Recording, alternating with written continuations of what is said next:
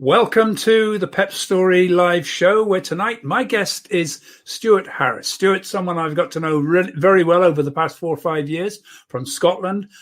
He's been the president of the Scottish branch of the PSA. He calls it he was the national president because, anyway, we're going to have a good chat about Stuart's story as a speaker and what he's doing now. So let's get on.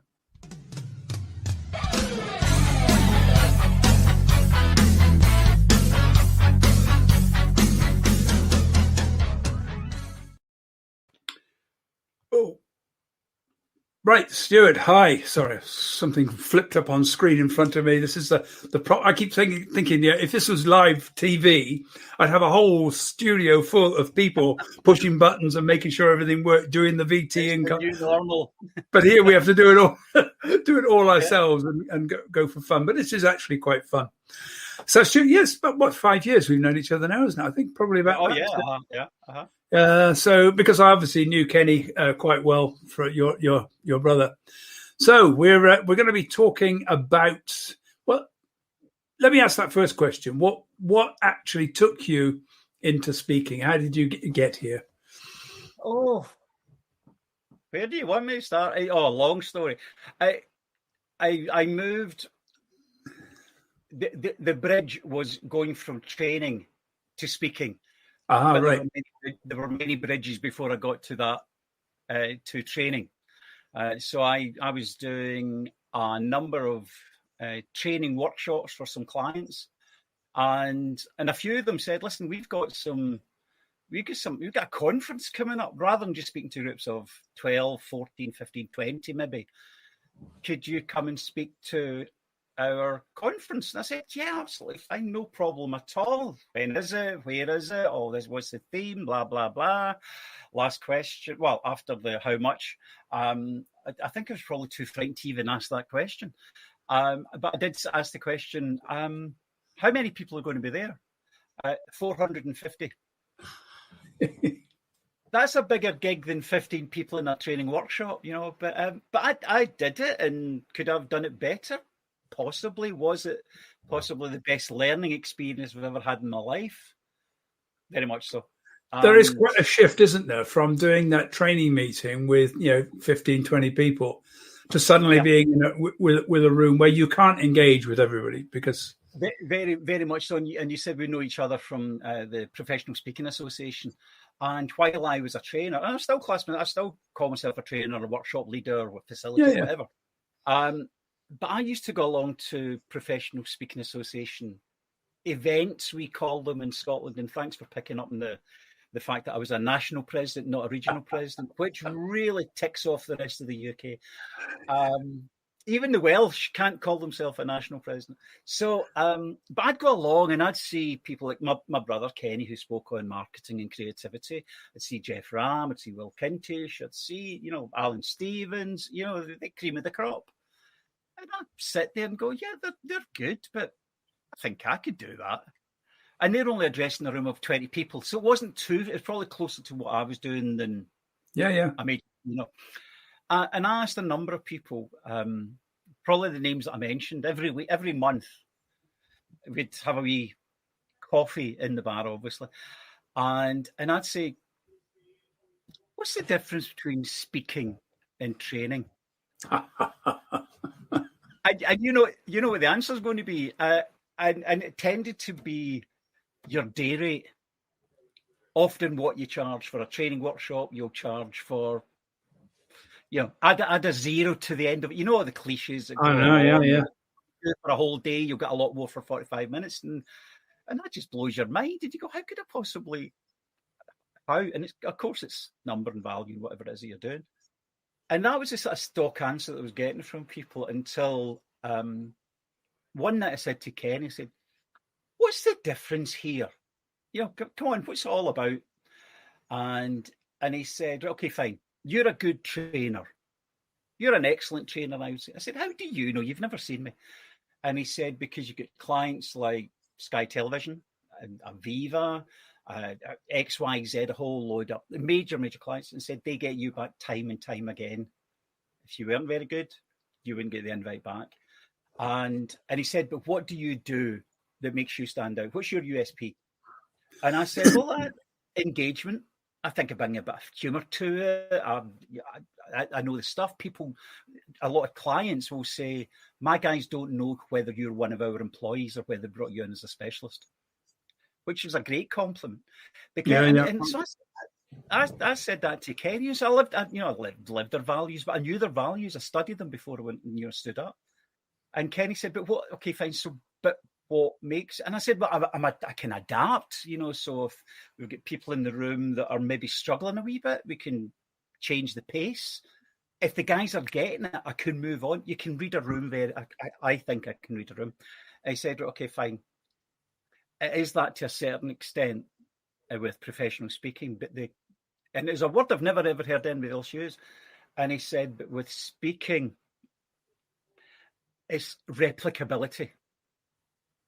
And I said, how do you mean? And he said, imagine a speaker booker comes to you and he sees you sitting sees you presenting at an event, then they go to another client and go, we want a guy that does this, this, and this. Stuart's the guy for you. And then I turn up and I throw something completely different in. Now, the replicability I think is maybe about 70-80% of here's my story, here's my tips, techniques, strategies, points, but I put my own spin in it. And obviously I personalize it to that client by maybe 20-30%. But it's that somebody sees you doing what you do, they need to be able to see you doing that for another one of the clients or another department within their organization. So go on, sorry, Ricky. Go on. No, I say I've had people, they book me and say, "Oh, you are going to do such and such a story. You are going to do, aren't you?" And it's like this. Yeah, I saw that, and that's why you're here, because I saw that and really loved that bit. And I think one of the things that people don't understand about speaking is that I trained as an actor. I was going to get to drama school, but didn't quite make it. And then I realized that I would have to use somebody else's words and repeat them night after night after night, year after year after year. And I thought, I'm not sure whether I want to do that. And then I ended up in training and then doing speaking. And I suddenly realized eventually that my main keynote speeches through the years, once I've got them, once they're sorted, I repeat it over and over and over again. It sounds like it's just come off the top of my head, but if you saw me speak last night, it's the same speech. And I've always said the mark of a true professional speaker is that the ad libs are rehearsed to perfection. Yes. Yeah. Go. I was just going to say another thing that came up in conversation was when we talked to Kenny, was him. Somebody said it's like a bit like going to see a comedian. If you go to see Billy Connolly, you want to see his classics. You want to see your crucifixion. You want to see his Welly Boots song. You want to hear him doing this or that or the other. And I thought, I don't know if I do, because once I've heard a joke or a gag, I wouldn't go and see Jimmy Carr 3 nights in a row or 4 nights in a row. No. And want to see the same thing. However, if I went to see, and I went to see David Bowie 22 times. Yes. And I still want to see Ziggy Stardust and Starman and Rebel and Diamond Dogs and some of the later ones, but I want to see the classics. And in that 22 birthday event gig burst, sometimes I'd go to see him 4 nights in a row. And thankfully now we would change up a bit. But if he tried to walk out of there, and it's not one of my favourite songs, but if he will try to walk out there without doing Life on Mars, he'd get skinned. Absolutely. Yeah. And I think what we do is there's a blend of the two. You need to bring in the classics. I've got some great stories that I bring in regarding customer service and retention and stuff like that.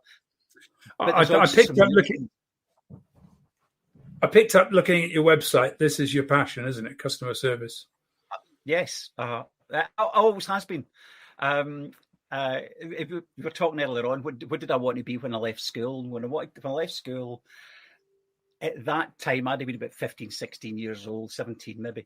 And my cousin Linda used to come round and cut my mum's hair and my gran's hair and whoever else, and walk away with a bundle of money. And I'm sitting there as a 15, 16-year-old going, that looks like a great gig. You know, you're getting as much tea as you want, sandwiches, you're getting fed, you're having a great time, you're in comfort, you're in friends and family, and a handful of money. You know, £10 here, £20 or whatever it would be. I thought that's a great job. So I thought I'm going to be a hairdresser when I leave school, and crashed and burned, and I couldn't get a job. I just couldn't get it because just back in those days, the 70s, like, you're a guy, what? No, maybe come back some other time. So I got a job in a local hotel, and I was started as a general assistant. This is step number one in your career path to hotel management, which I thought I want to get to the top. I was a general assistant, which basically means general dog's body. So you do work in the bar, you work in the restaurant, you work in the kitchen, you work in reception, you work in housekeeping, you do a wee bit of admin, just to tick the box. And I thought, I hate the kitchen, and I hate reception, and I hate housekeeping. I want to be front of house. I want to be cooking at the tables and spinning cocktails and throwing them up and flambéing cakes and God knows what else. So I think I was a show-off then, and I think what I do now is still a form of showing off with purpose. Showing off with purpose. It sounds a bit like what do you call the guy from Toy Story, Buzz Lightyear. You know, so I got into customer service when I was probably 18, 19, and you go, God, that's a long way from where you are now. Only the way I do it. You know, it's still, how do you deliver great service? How do you look after your customers? How do you find out what they need and what they want? And when I was in my mid-20s, so mid-80s, I worked in a hotel in St Andrews in Scotland. The guy that owned the hotel was a Scottish expat who lived out in Florida, and he had a couple of hotels. And before I was assistant manager, the manager was leaving in 6 months, and the owner said, I want you to be the manager, but I want you to come to America to see what Americans expect. Now, I don't know how well you know St Andrews, full of Americans. During the summer, golf mad. He said, but I want you to come out and find out what they're looking for. I'll pay for your flights. I'll pay for your accommodation. While you're eating in my hotels, I'll pay for your food. Your drinks are on your own ticket. And if you eat outside or stay anywhere else, obviously, you know, I'm down to Key West and God knows anywhere else. And he said, you're on your own dollar.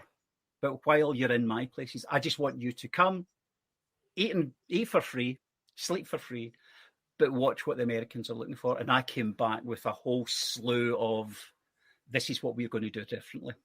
You know, it's an interesting story about the difference between the Americans and the British in hospitality. I used to be in the insurance industry, and one of the places that we regularly went to when it first opened was the TGI Fridays in Birmingham.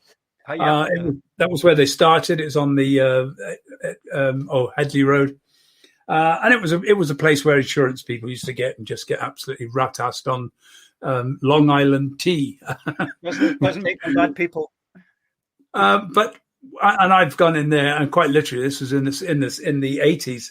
I've walked out of there, and we actually spoofed for a £90 bill for three of us for lunch. Which then was a lot. But how much liquid and how much solid was there? But the thing that was interesting was they'd opened up TGI Fridays, and it had utterly and completely crashed. So the Americans came over and they had a look around. They said, "Okay, fine, shut this place down." Flew over some of their trainers, and they said, "Right, you're going into 1 week of training." And they went through all the training, and they said, "Right, we open on whatever day it was. We open. The food will be free for 1 week." Wow. Now, what happened, obviously, when they put the flyers out everywhere, free food for a week, it was rammed. There were people desperately trying to get in. The place was queued up, and they said, right, this is what's going to happen. You are going to basically have 1 week, the biddiest you will ever have seen in a restaurant. And you are going to have to pull it off all the way through. And you're going to have to give the level of service that we expect. He said, after this, it's going to be a breeze. But that's exactly what happened.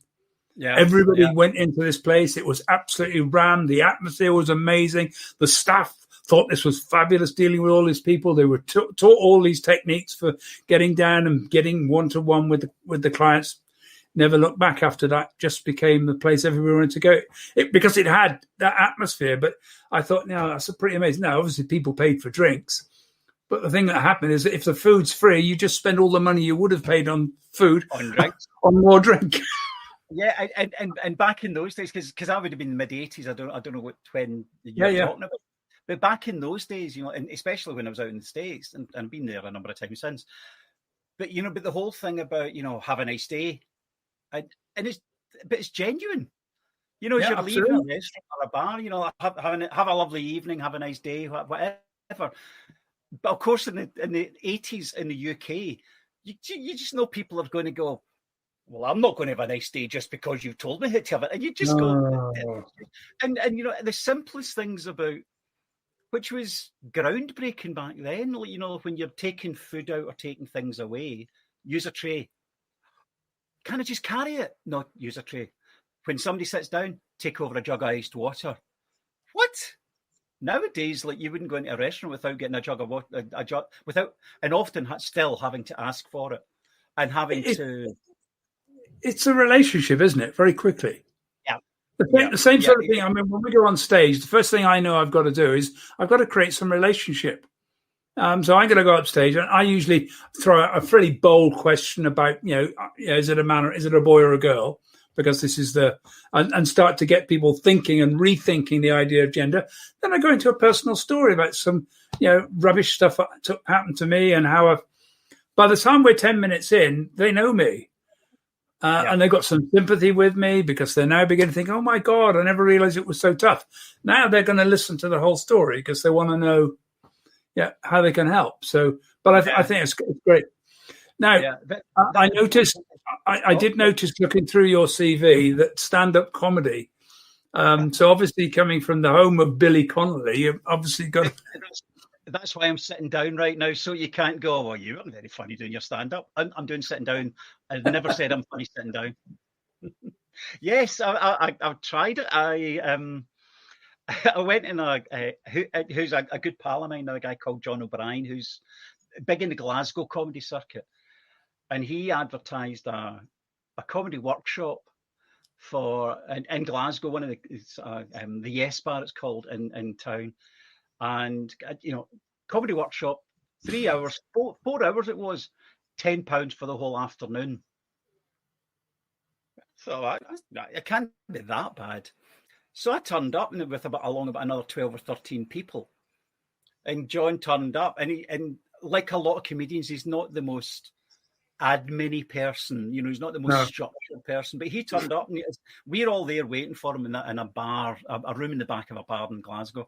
And he's the last person in the room, and as he's taking his jacket off, he's going, right, what do you want to know? No, this is a workshop. You're meant to be the expert. You tell us how to write a gag, how to address an audience, how to deal with a heckler, how to do this. What happens if people don't laugh? And he went, okay, we'll get to that. But what I want you to do is a 5-minute routine. And went along the row and said to the first guy, what do you do? I've only been doing it a couple of years. I've not made any money. What do you do? I've been at 3 or 4 years. What do you do? I'm starting to make money. What do you do? I write for him. What do you do? I deliver the stuff that he writes. And he got to me and said, what about you? I said, I've just bought a notepad in W.H. Smith's. I'm starting with a blank sheet of paper, literally as well as figuratively. And he went, right, okay, fine. Work on that. You get 5 minutes. You got an hour to write 5 minutes. I didn't have a clue. Again, I love learning experiences. And the Sunday afternoon, we're all trying different things. And he said, right, okay, fine. What's the worst thing that can happen? And somebody went, nobody laughs. He said, right, okay, fine. That's our next exercise. So we went round the room. Each one of us had to go up and deliver our same 5 minutes to develop that.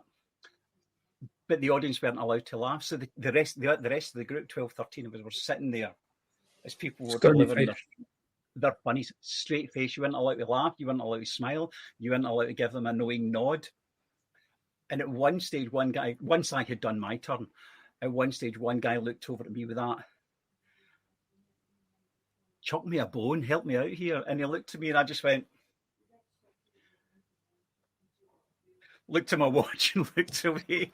And it was the worst thing, but what an experience.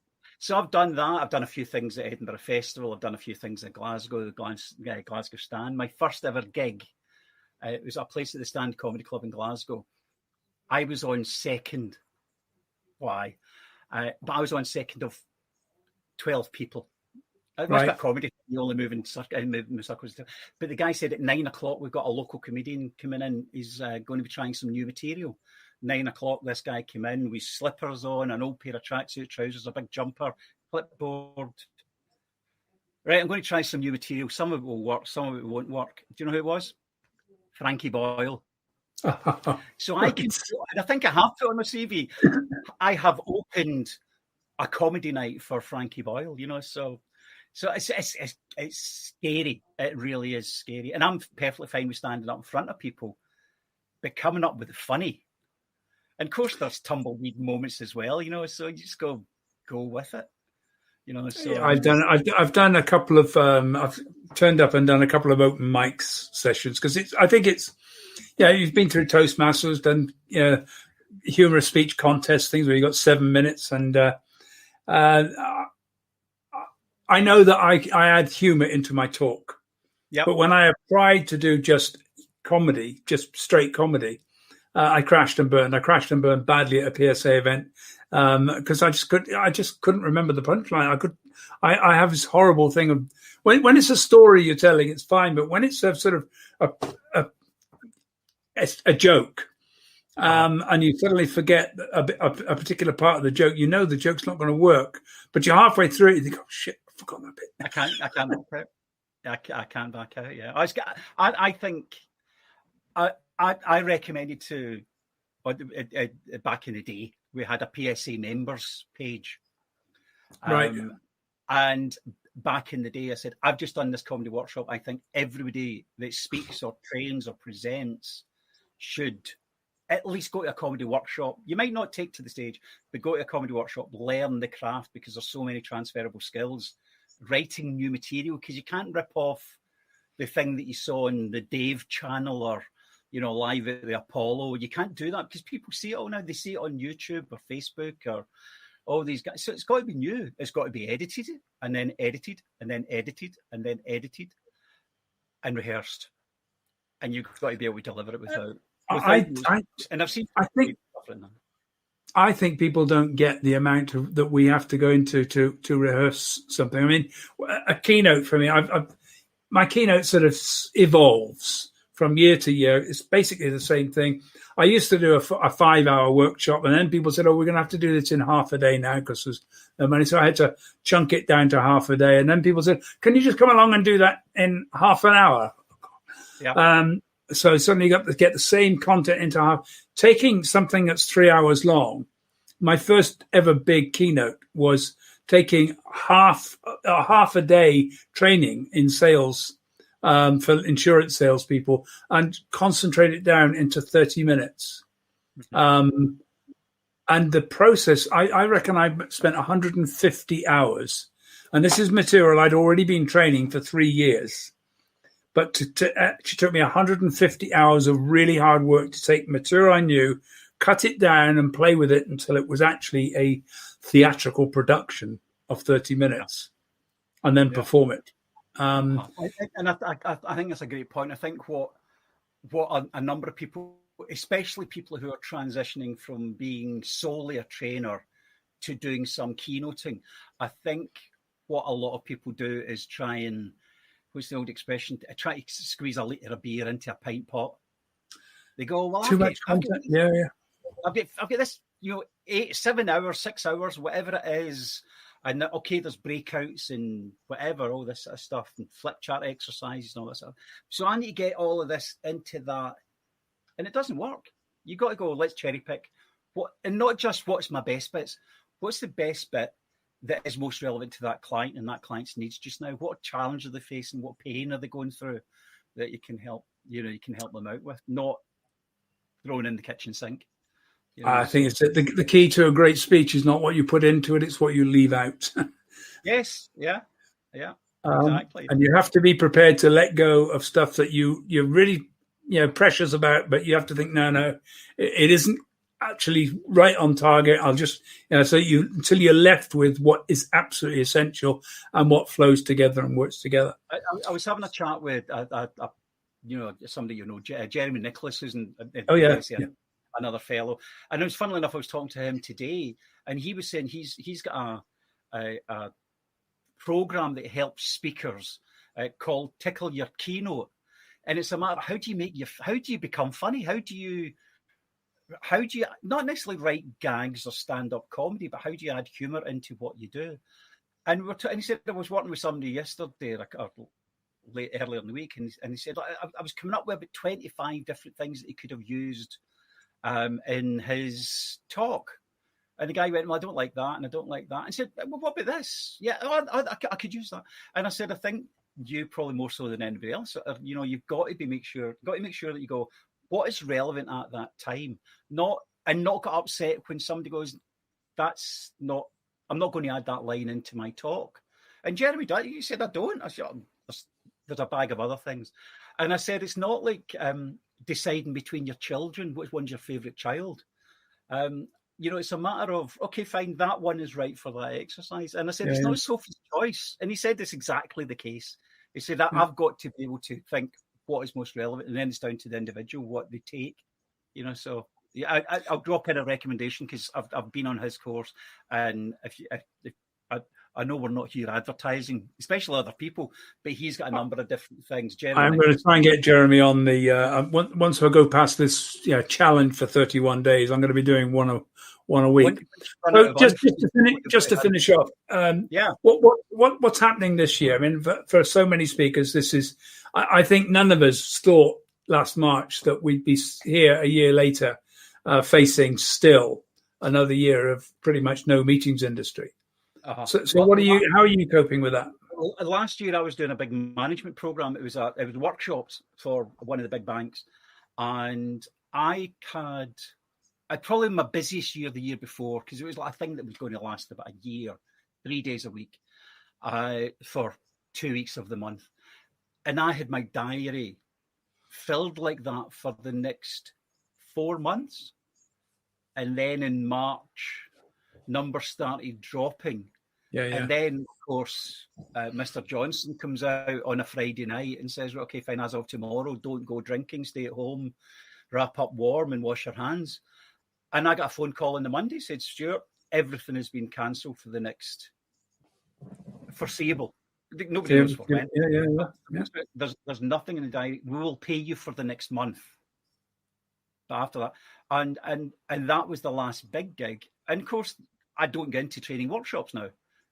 Not just because I don't want to, but because clients aren't hosting them, or conferences. So I've and the expression in our industry, pivot, and it's not a matter of completely changing what I do. It's what do I do? Help people win customers, serve them better, and keep them longer. But I just do it through a different medium. So I'm still in the throes of creating online courses, and so people can do. I'm going to jump on for 20 minutes, or even 10-minute videos, or half an hour interviews, or whatever it might well be. So that's where I put. And I don't know whether I'm going to get back into workshops or conferences for 500 people. I'm hitting a significant birthday next month. Yes, 40 next month. But I don't know if I can go, well, I'll wait 5 years and then I'll start marketing and then start hoping that I don't know whether I'll take to the stage. And we all love being Robbie Williams. We all just want to go up and get the fireworks and let me entertain you and all that sort of stuff. The problem is you can't lie about your age and then say you saw Ziggy Stardust. When I was 11, I was 11. I know. Well, I was actually a little bit older, but August 1971, Finsbury Park, Rainbow Theatre, watching Roxy Music do the warm up, and then Ziggy Stardust. And Roxy Music doing the Strand. Okay, it was one of the most amazing concerts I have ever been to in my life. Lindsay Anderson had done all the stuff, staging all these dances and things on there. Just Lindsay Anderson does Thunderbirds. Lindsay Kemp does the dance. Lindsay Kemp. Sorry, yes. Don't get them mixed up. Yeah, anyway, Stuart, I gather that's the best place to find you, the stuartharris.com. It is, yes, and it sounds very pompous. Can I tell people it's not this Stuart Harris, it's the Stuart Harris? Yes. And the only reason that happened is because I tried to get stuartharris.com or .co.uk, and I think there's a gardener in America that's got .com and a photographer in the UK that's got .co. So I had to go, did I go .biz, did I go whatever? And I thought, the Stuart Harris. So when I get introduced on the stage, ladies and gentlemen, the Stuart Harris online learning program. So I've had it for about 15 years, and it's only now coming to fruition because I can call it the Stuart Harris Learning Lab. It's very. Find me there, or find me on Twitter. I have the gender speaker. Well, actually, a gender speaker I've got, but I mark it as that. Stuart, it's been really great talking to you, and it's been lovely. We've been seeing each other on all sorts of things over the past year. It's been actually good, isn't it? Just getting to know each other through this online environment. Yeah, Stuart, thank you very much indeed. I'm just going to do a quick close down, and we'll see where we go in a minute. So, lovely chatting with you. Yep. Thank you. Okay. Get rid of that. There we go. Do me there. Okay, fine. So I hope you've enjoyed the show talking to Stuart. Lots of interesting stuff there. I think the most important thing that I've got from listening to Stuart is, speaking isn't something you don't wake up one day and think I'm going to be a speaker. That's not a career path that you start off from school. But as you develop your experiences and skills, the opportunities come. And if you've developed your skills as a speaker, a career as a speaker suddenly opens up and you're there. So I hope you've enjoyed today. Don't forget that I've got lots of, you can basically drop me an email at ricky@rickyarundel.com. If you're looking at trying to put a speech together, doing a TEDx talk, trying to get something a little bit more powerful, I'm offering 30 minutes introductory session. Just talk to me and see what I can do to give you some speaking coaching. Tomorrow, another friend, Ruth Fogg, will be with me, a hypnotherapist and therapist generally, and we'll be talking a little bit about her background, how she's got into speaking and what she's doing with herself. For now, thank you for being with me, and I look forward to seeing you tomorrow.